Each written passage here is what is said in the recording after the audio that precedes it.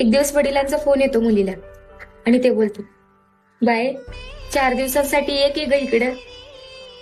ती बोलती, बाबा आले असते पण ठीक आहे, मी ह्यांना एकदा विचारते.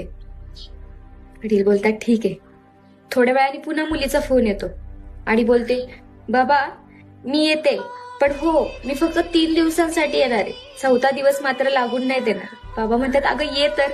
बाप खूप खुश होतो, पण तो गरीब असतो. तो इकडून तिकडून पैसे गोळा करतो. आई बोलते, अवकाशासाठी. मुलगी आपली समजूतदार आहे, घेईल समजून, कशाला कर्ज करता. तो म्हणतो, गप तू, वेळ पडली तर मी माझ्या मुलीसाठी किडन्याही विकेल माझ्या, पण माझ्या मुलीचे सगळे हौस मौज पूर्ण करणार. ती तिच्या घरी येते आणि तो सगळं आनंदाने तिचं करतो. शेवटी 3रा दिवस येतो.